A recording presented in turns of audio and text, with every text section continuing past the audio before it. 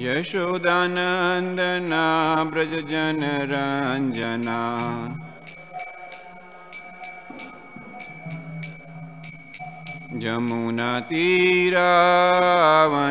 यमुनातीरावनचारी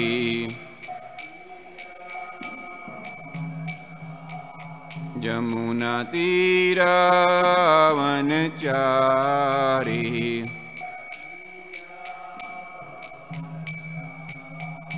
जय राधा माधवा कुंज बिहारी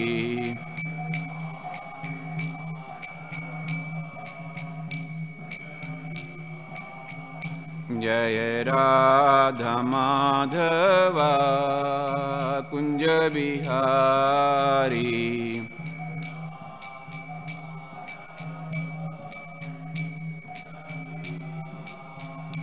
जय गोपी जन बल्लभवा गिरिवरधारी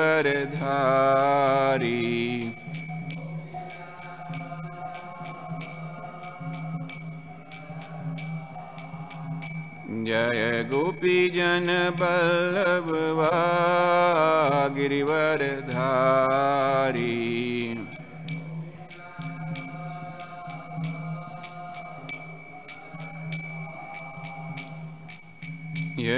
यशोदानन्दना व्रजजनरञ्जना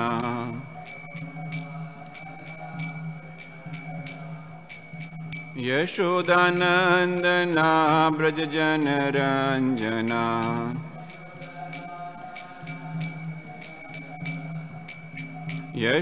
यशोदानन्दना व्रजजनरञ्जना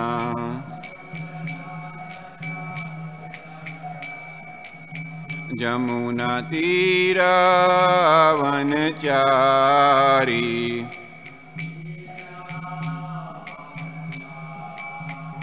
जय राधा माधवा कुंज बिहारी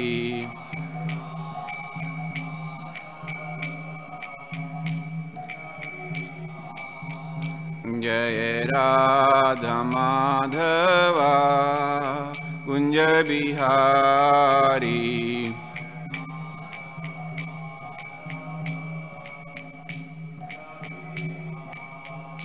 जय गोपी जन बल्लभवा गिरिवरधारी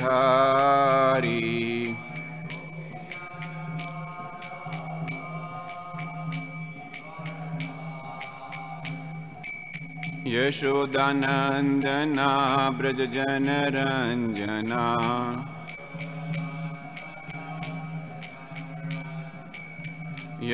यशोदानन्दना व्रजजनरञ्जना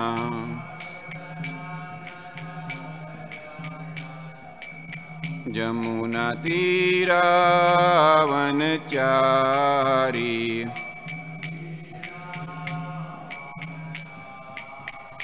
जय राधा माधवा कुंज बिहारी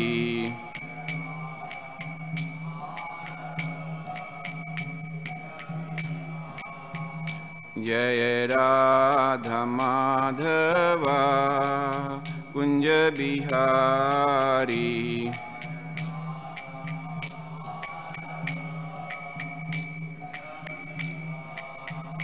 हरे Krishna Krishna Krishna Hare Hare Hare Ram Ram Ram Hare Hare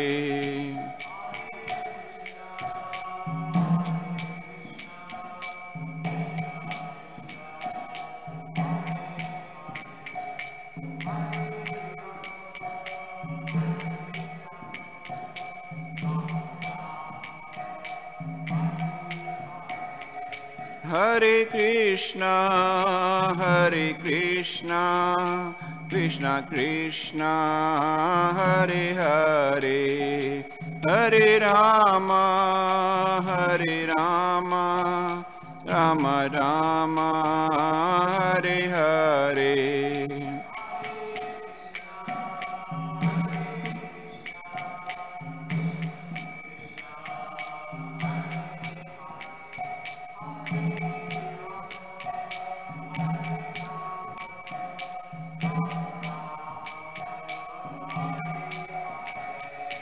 Hare Krishna, Krishna Krishna, Hare Hare, Hare Rama, Rama Rama, Hare Hare.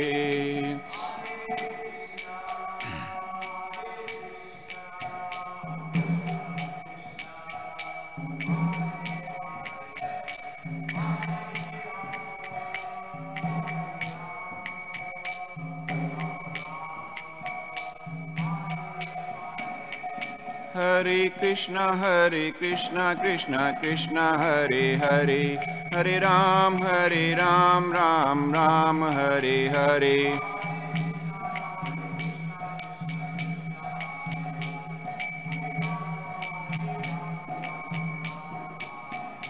Hare Krishna, Krishna Krishna, Hare Hare, Hare Ram, Ram Ram, Hare Hare.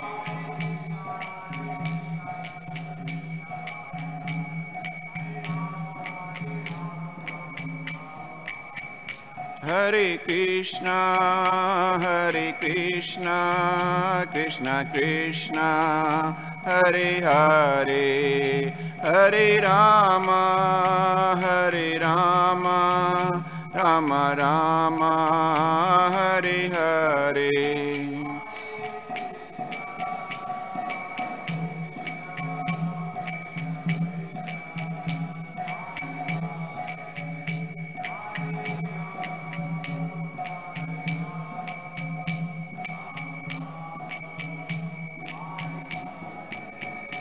Hare Krishna, Krishna Krishna, Hare Hare, Hare Rama, Rama Rama, Hare Hare.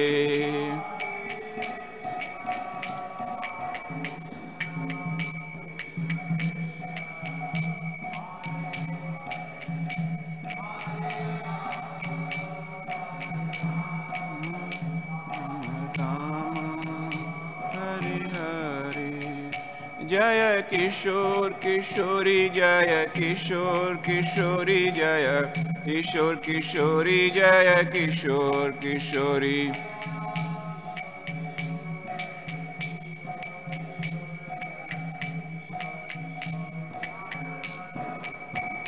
Jaya Jagatnatha, Baladeva, Jaya Subhadra.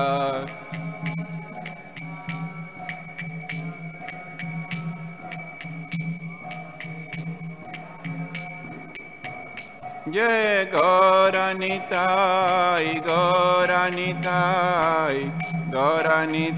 Jai Gauranitai.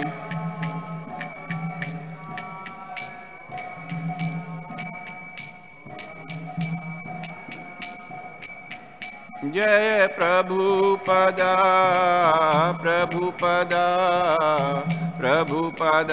Jai Prabhupada.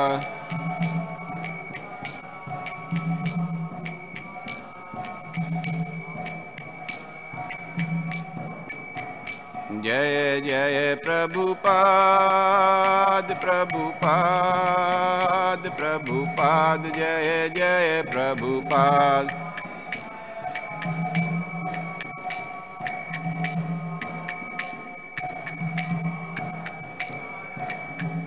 Jai Jai Prabhupada,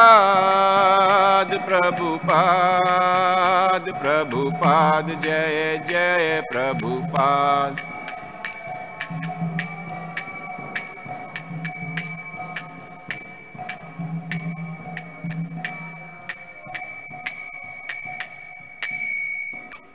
जय ओम विष्णुपाद परमहंस परिवाजक आचार्य श्रुतशत Shri Srimad his divine grace A C Bhakti Vedanta Swami Srila Prabhupada की जय।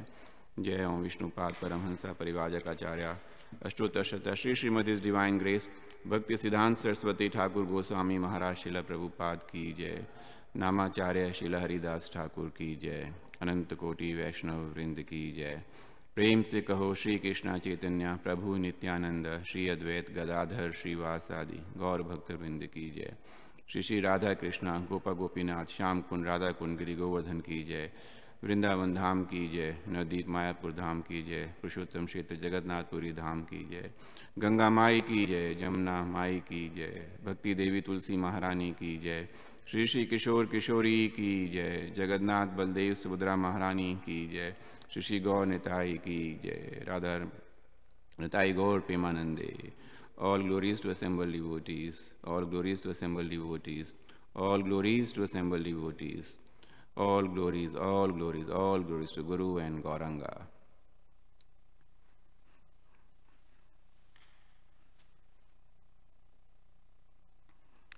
Narayanam namaskritya naram chaivam narottamam devim saraswatim vyasam tato jayamudire नष्टप्रायेषु भद्रेषु नित्यं भागवत सेवया भगवतीरुत्तम श्लोके भक्तिर्भवती नैष्टिकी। ओम नमो भगवते वासुदेवाय। ओम नमो भगवते वासुदेवाय। ओम नमो भगवते वासुदेवाय।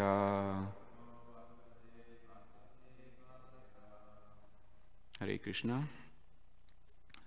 So we are reading from Canto 9, Chapter 14, entitled King Pururava Enchanted by Urvasi. Text number 46.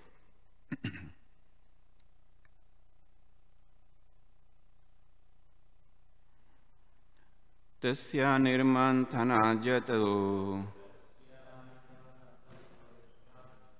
Tasya nirmajantajato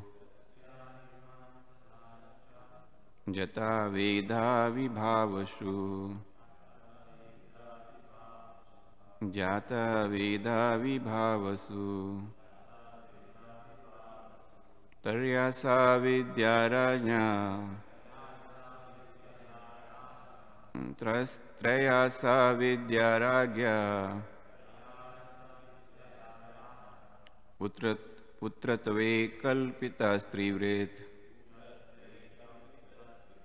Putratve kalpita strivret Tasya nirmajantanjato Jata veda vibhavasu Trayasa vidyaragya Putratve kalpita strivret Tasya nirmantanjato Jata veda vibhavasu Trayasa vidyaragya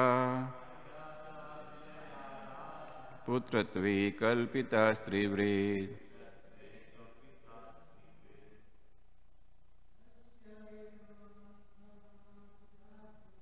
Tasya nirmadanjato Jata veda vibhavasu Trayasa vidyaragya Putratve kalpita strivret Tasya nirmajantanjato Jata veda vibhavasu Trayasa vidyaragya Putratve kalpita strivret Tasya nirmajantanjato Jata veda vibhavasu Taryasa vidya ragya putratve kalpita strivrit. Tasya of Pururava Nirman Thanat, because of interaction, Jataha was born, Jata Vedaha meant for material enjoyment according to the Vedic principles. Vibhavasu, a fire. Traya, following the Vedic principles. Sah, the fire. Vidyaya, by such a process. Ragya, by the king. Putratve, a son's being born. Kalpita, it so became. Trivrit, the three letters. Om combined together as Om. A-U-M combined together as Om. Translation and purport by His Divine Grace, A.C. Bhaktivedanta Swami, Srila Prabhupada. Srila Prabhupada ki jai. From Pururava's rubbing of the urnis came a fire. By such a fire, one can achieve all success in material enjoyment and be purified in seminal birth, initiation, and in the performance of sacrifice, which are involved with the combined letters A-U-M. Thus, the fire was considered the son of King Pururava. Purport. According to the Vedic process, one can get a son through semen, Shukra.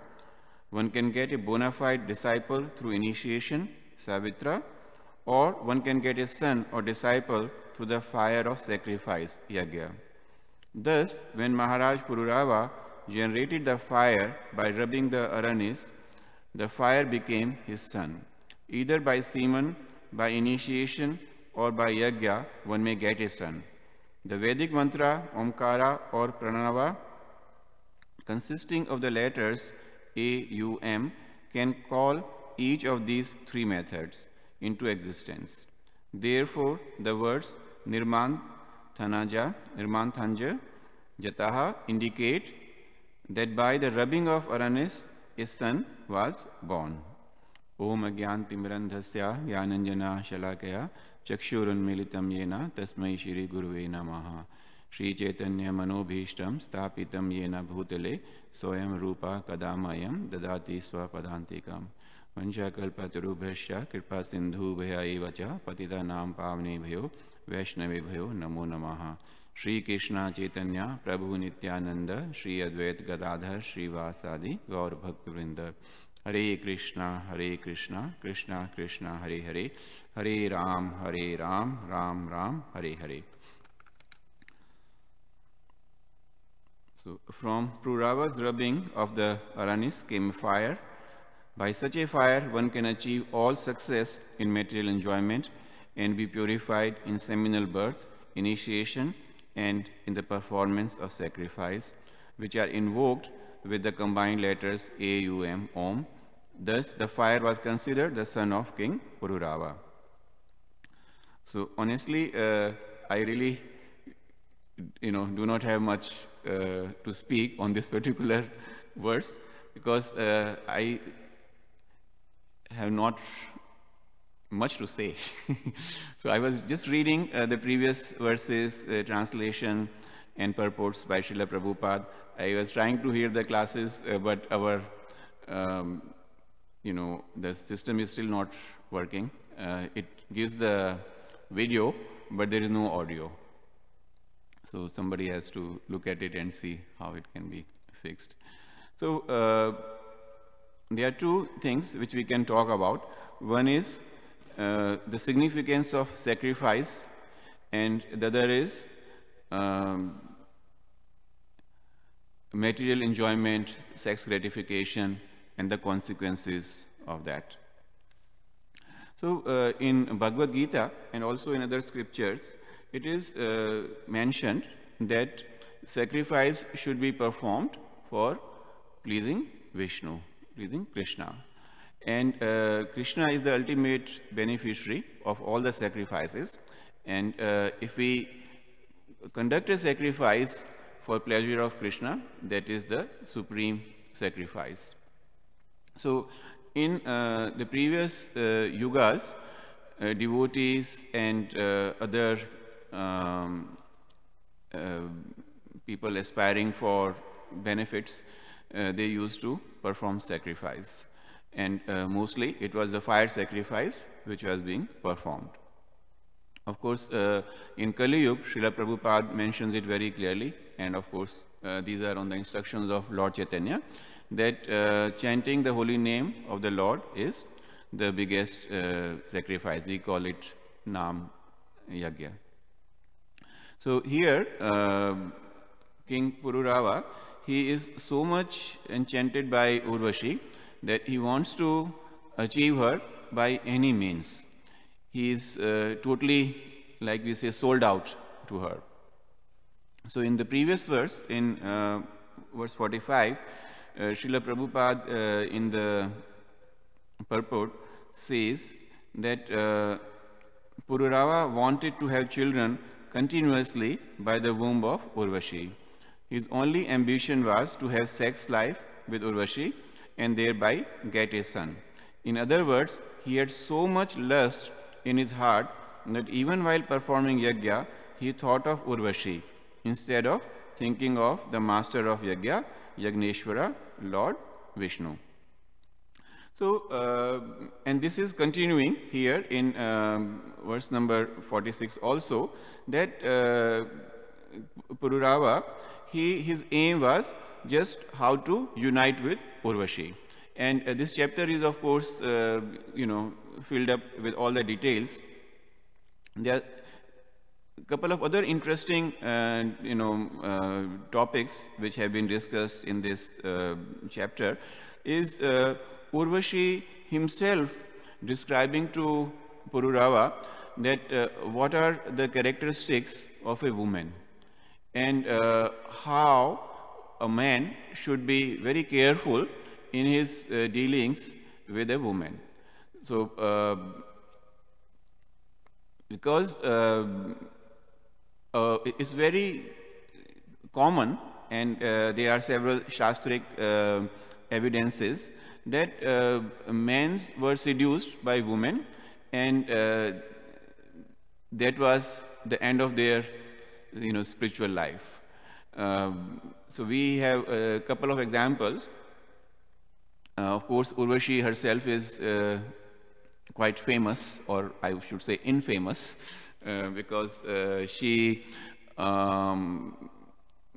existed in, she's from Gandharva Loka, and her main service was to dance in court of Indra. And she came, and there were several, exalted personalities who used to visit Indra. And one such example which we have in Mahabharata is of Arjun. When before the battle began, Krishna instructed Arjun to go to Indra and seek his blessings, and also get some very celestial warfares or weapons from Indra. So when Arjun went to Indra, Urvasi saw him, and Arjun was very handsome and young with a very nice physique. So she was attracted towards Arjun, and she wanted to unite with Arjun. She wanted to have sex with Arjun. And Arjun, being a devotee, considered every other woman as his mother. So he was very humble, and in that mood he apologized to her and said that you are like my mother, and I cannot even think of having sex with you even in my dreams. So Urvashi, it was a kind of insult for Urvashi because she was so beautiful that men would find very difficult to resist a beautiful woman like her. So when Arjun declined the offer, she was very disappointed and upset, and she cursed Arjun that you will become a transgender, as they say today. So for 1 year. So Arjun had no choice but had to accept the curse. And of course, by mercy of Lord Krishna, that curse also turned out to be a beneficial thing for Arjun during the month of during the period when Arjun was in the Pandavas were in exile, and the last year of the exile, the 13th year, they had to live incognito. So they were in the kingdom of King Virat at that time, and all the Pandavas had covered themselves in such a way that they would not be recognized. Otherwise, the condition of the exile was that they had to again undergo 12 years of exile and 1 year of exile incognito. So Arjun then became a music teacher during that period. And because of the curse, nobody was able to recognize. Arjun was so powerful and so strong that it was just not possible for him to hide himself. To come in presence of others and to hide himself, it was just not possible. But because of the curse of Urvashi, he was able to do so. Nobody was able to recognize him, and he, together with other Pandavas and Draupadi, they successfully lived for 1 year in kingdom of Virat. There is another incident which is also I read, and I'm sure you must be also quite familiar with, that Indra is a very, very insecure personality for some reason, because he is always very much worried and concerned about his position. And there are several, anybody trying to become a good devotee or doing some yagyas and things like that, Indra will always think that oh, he is after my position, and immediately he would like to take some action. So we have another incident of Vishwamitra. Vishwamitra was meditating, and when he was meditating so nicely and strongly and deeply that Indra was concerned, and he sent Menaka, another damsel of Hemant, to distract Vishwamitra. And look at the power of a woman. She came, and just by hearing the sound of anklets of Menaka, Vishwamitra's samadhi was broken. And when he looked at her, he completely forgot what he was doing. And he had sex with Menaka, and then they had a daughter called Shakuntala. And we read that Vishwamitra didn't want to have anything to do with her. So sometimes we find that people engage in such activities just for sense gratification, for their sexual pleasures.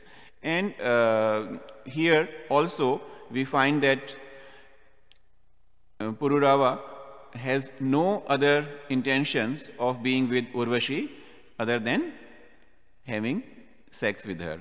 And in the previous verse, like Srila Prabhupada says in the purport, that he wanted to have children after children. So in other words, he was only concentrating or focusing on having sexual pleasures with Urvashi, in spite of hearing from Urvashi that it is not really so nice to be so much enchanted or infatuated by a woman. We have other examples also where actually some prostitutes, they change the life of devotees or of a person. So we, in Srimad Bhagavatam, I don't remember the name, but there was, maybe one of you will remember, so you can, I'll just narrate the story, that there was this man who used to visit a prostitute, and once it was, he had to cross a river to go to her place. And it was really raining, very heavily, and there was a kind of storm. The river was very turbulent and rough. But he just, risked his life and crossed the river to reach her place. And then he had to climb up a wall to enter the house. And there were snakes there. So he was just holding the snakes to climb on the other side of the wall. And eventually when he reached her, she told him that, if you have so much of, devotion for me, but if you had that kind of a devotion for the Supreme Personality, you would be a different person. And that had a lot of impact on that person, and he eventually became a good devotee. Okay. Thank you. Thank you, Prabhu. So, so they are kind of mixed, stories we have about the role of women in the life of devotees, and how they can influence or distract or destroy their lives.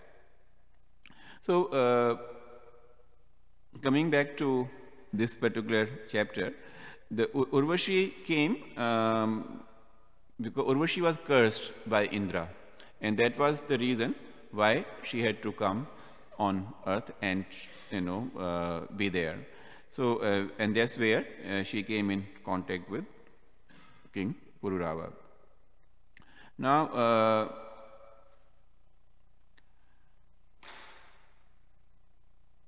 Prabhupada explains, and also our acharyas explain, that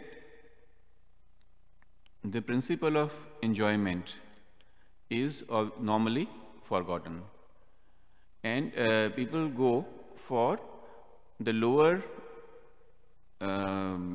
types of enjoyments. So, sensual enjoyments are considered in that category.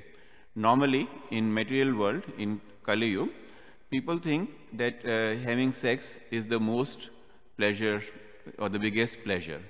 But they think so because they have not tasted the other pleasure. Like Srila Prabhupada, in the book which is written, The Higher Taste.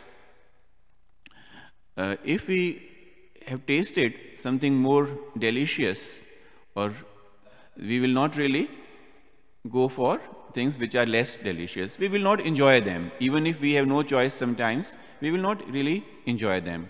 But once you have tasted something really delicious, then you would always like to have that. And Srila Prabhupada says that Krishna consciousness is one such thing. He also explains, he gives a very good example, that when Srila Prabhupada came to United States, it was the hippie era here. And most of the youngsters were doing drugs. They were on LSD, and sexual gratification was really rampant. And the United States government had a very tough time to change people's habit, because they knew very well that these drugs are destroying the lives of these young people, and they invested a lot of money in different programs to take people away from drugs. But they were not so successful at all. They were not successful at all. Whereas this old Swamiji comes from India, and he talks to them about something which they had never heard of in their life, and they immediately gave up everything. Not only they gave up drugs and illicit sex, but even like drinking tea, coffee, etc., they gave up. So Srila Prabhupada said that this is the unique taste of the holy name which was able to convert them from hippies to happies. So now, why we should be careful in such dealings, or why the sex gratification or these attachments are kind of criticized? Because there are enough examples in our scriptures which says that these attachments or these distractions are the cause of one's fall. And not only that, these are the cause of one's miseries. If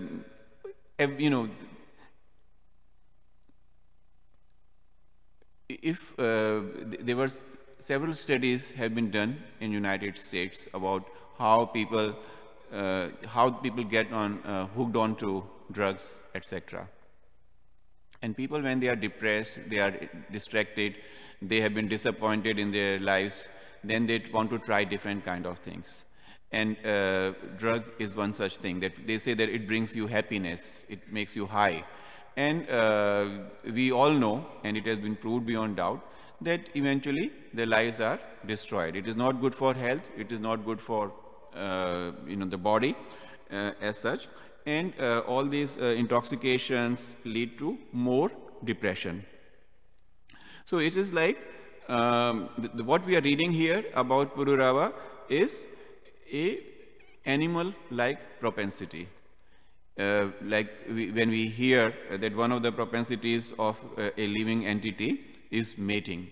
So here he is only focusing, or he is only captivated by the beauty of Urvasi, and only thing on his mind is how to get her, how to be with her, how to unite with her, and nothing else, without realizing that this is going to cause more miseries and more disappointments in future. So on our altar we have a class by Srila Prabhupada where he explains about the life of a devotee, or rather the life of a disciple, where he says who is a disciple, and he explains that a person who lives a disciplined life is a disciple, and who lives a disciplined life is a disciple. So he gives the example of meat eating also. So you see, there are people who will not give up meat. So how to now how to regulate it, and how to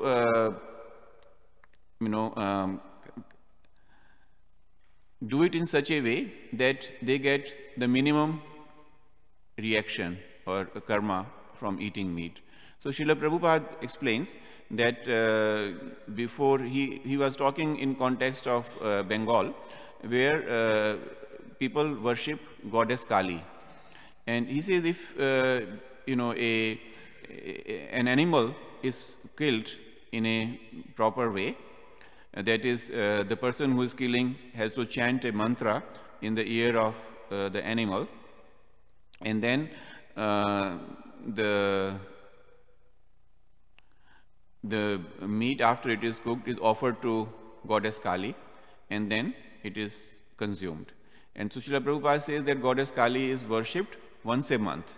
So if this procedure is followed, the person will eat meat only once a month, and rest of the month he will not be eating meat.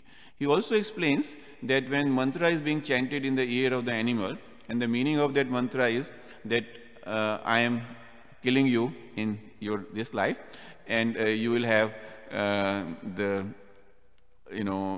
permission and the authority to kill me in some other life.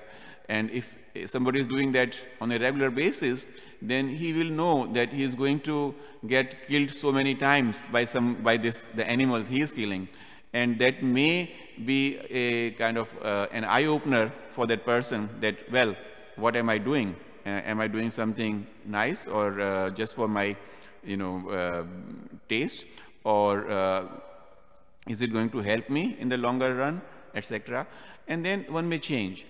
Prabhupada also gives about the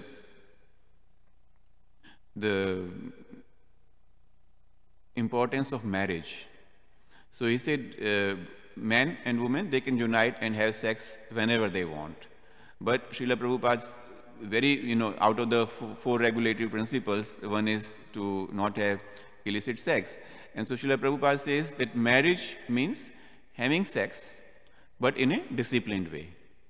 You cannot have sex with anybody you want, because that is totally an animal propensity. So here, Pururava is captivated by Urvasi and engaging in, totally he has completely given up. And in these two verses, the previous verses, it was also explained that even while performing yajna, he is only thinking of Urvasi, how to get Urvasi. And his aim was, because Urvasi was from Gandharva Loka and she went back there, he wanted to go there. And so his aims in conducting this, performing these yajnas were first to have sex with Urvasi, how to be in Gandharva Loka, so that he could always be with Urvasi. And that was the aim of Pururava's life. So I think that's what I have to say. Now I invite all of you to say. You have been hearing even for last so many days. So it's not like, please do not ask me difficult questions, because I may not have answers. But I would like you to share what you have been hearing from others, and what you have been, you may have some things to add of your own. So that will be helpful for everybody. Yes. Thank you, Prabhu.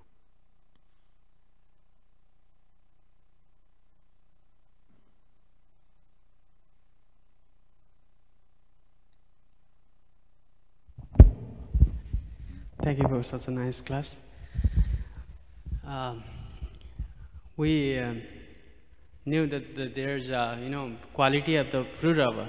He has such a powerful, wealthy, and intelligence, and beautiful. I mean handsome. So everything he has, but still he is covered by the Maya. And Lord Krishna says in Bhagavad Gita, "Daivyosa gunamai mama maya durataya mame jai prapadante mayamatam tarantite." So if we have, we know that we are in Martya Loka, we are in Kali Yuga, especially Kali Yuga. So we will forget everything, and we don't have any qualification. But still, if we join with Krishna, we will serve to Krishna, then He will provide us knowledge to how to, come over from the Maya. This we will see in Chaitanya Charitamrita Haridas Thakur. There was another example we are getting. So I think Prabhupada is also giving so many examples, So we got such a nice chance to come over from Maya. So we will practice, and everybody, if we do together bhakti, then maybe we will be success. Yeah. Thank you, Prabhu. Hare Krishna. Yeah, there's a nice Prabhupada quotes one saying, "Delhi ka laddu khaye wo bhi pachtaye, nahi khaye wo bhi pachtaye." Prabhu is from Delhi. Yeah. You might have seen so, the sweets. For you, there is a saying, there is a laddu. You all know laddu? It's like, it's sweet and it's like gulab jamun, or solid. Gulab jamun is more soft, but laddu is solid. And so there is a saying that anybody who eats Delhi's laddu from Delhi, so those who have not eaten they are also not happy, and those who have eaten, they are also not happy. So Prabhupada, then somebody asked a question that what does Prabhupada meant by, what did he mean by saying this? So the idea was like the person who engages in sex life, he is also not happy, and the person who is not engaging, he is also not happy, because he is always wanting to, his thoughts are covered with how to get closer to women, how to have, unite with them, and so on. And then once he does that, then he realizes that it was not really worth it. So that's what that Delhi ka laddu jo khaye wo bhi pachta hai, jo nahi khaye wo bhi pachta hai. Thank you, Prabhu.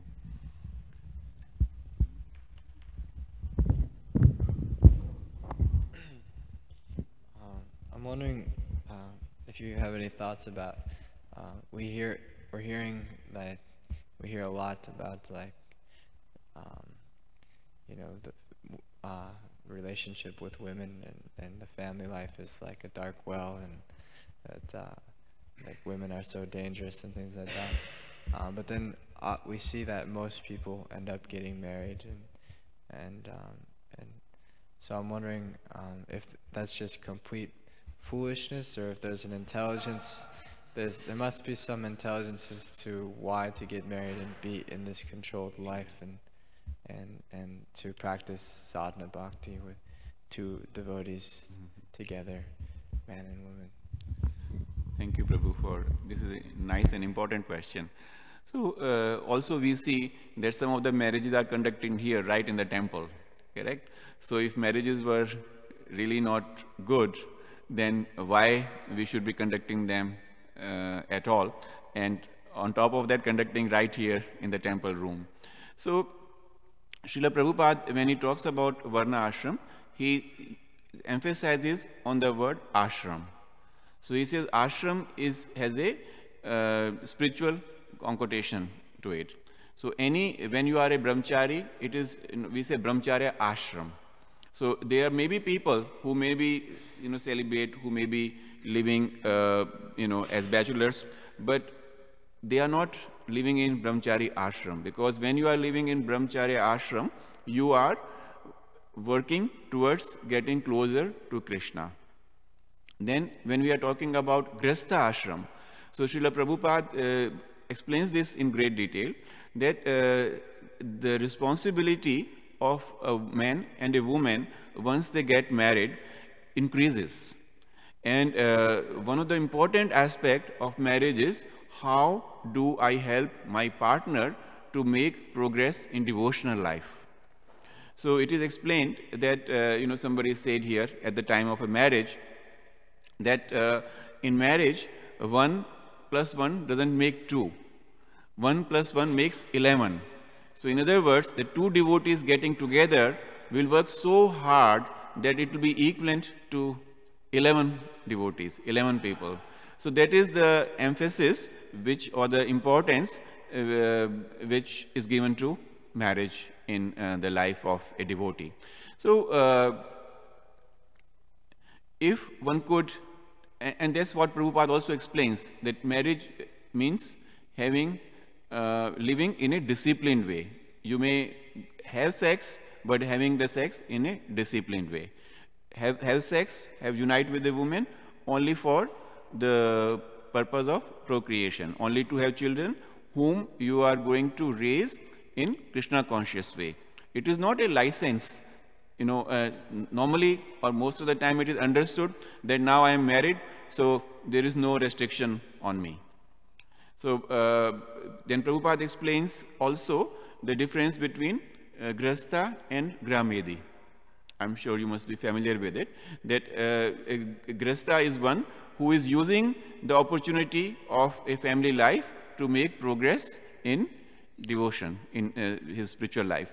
Also, not only his own life, but he's also helping his partner, his or her partner, and children to grow in a Krishna conscious way. Whereas for a gramedi, the only focus is how to run my household. He is only worried how to get how to make enough money so that I can run my family. So he is totally away, totally distracted from the main purpose of getting married.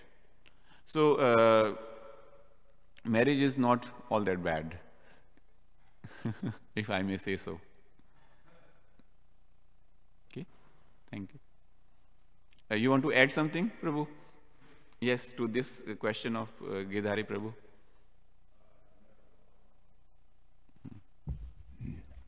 Hare Krishna. No, I would like to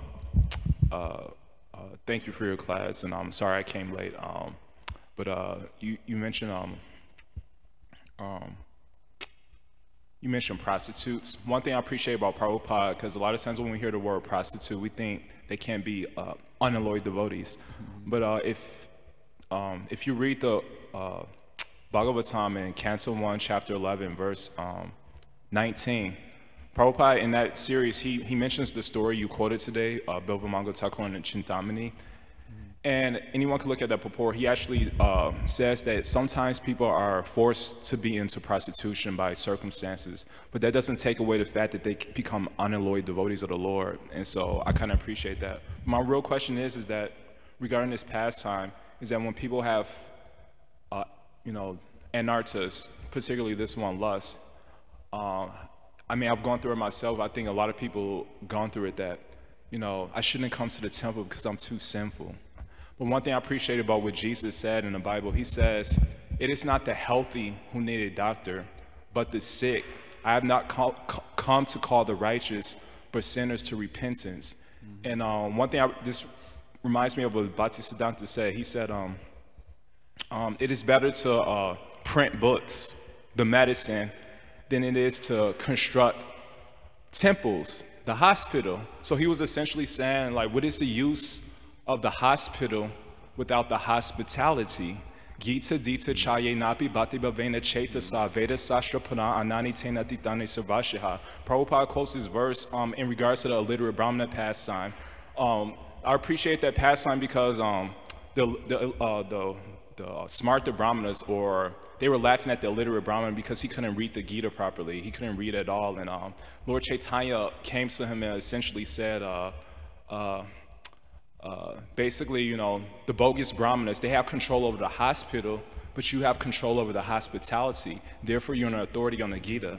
And so my question is that a lot of times when we come to the temple, I mean, a lot of devotees' experiences, and I quote Bhakti Tirtha Swami and Radhanath Maharaj yesterday, when they first came in the movement among devotees, they didn't feel the hospitalities. And I feel like everyone at some point feels hospitalities from some devotees and non-hospitality from other devotees. Just like I was talking to one devotee yesterday, and it's related to the Haridasa core pastime. He says, sometimes people make you feel like, if they look at you, they'll get contaminated.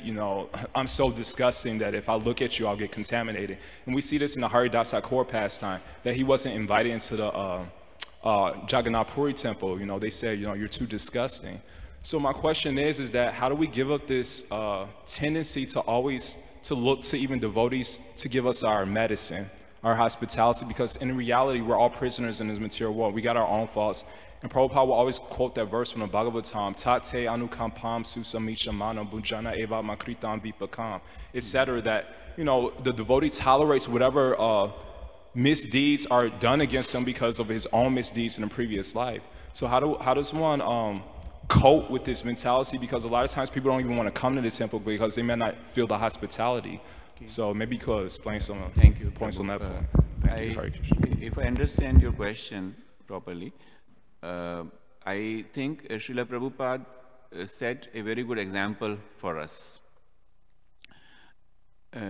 We often discuss and read that a devotee looks at everybody as part and parcel of Krishna. This is what we discuss and talk, but we very rarely practice it. Correct? We discriminate so much.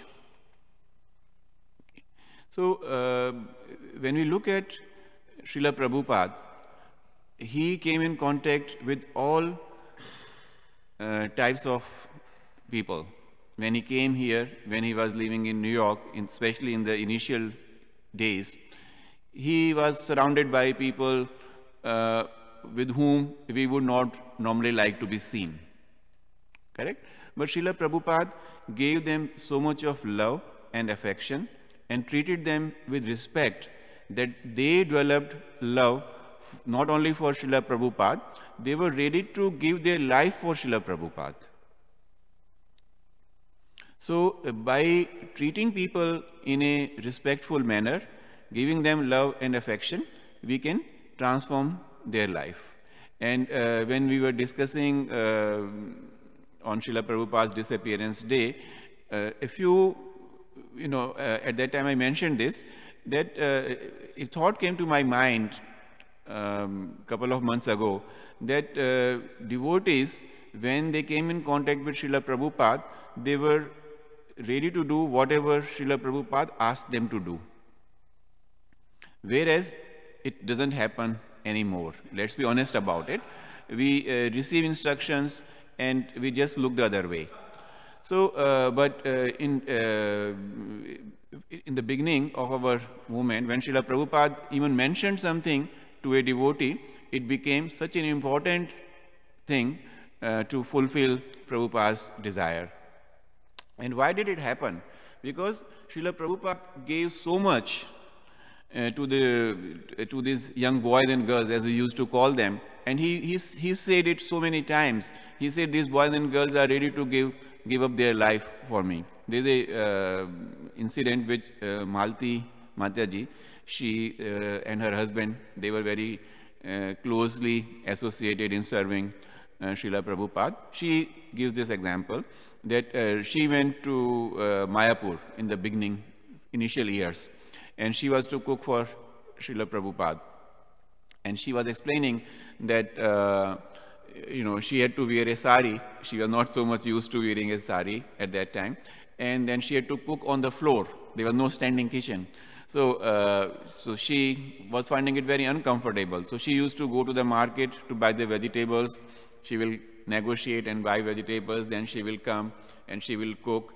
And even the knife was not the usual knife. So there's an Indian style of knife where you have to hold it on the floor and cut with both hands like that. So she said that she has such difficult time, and she decided that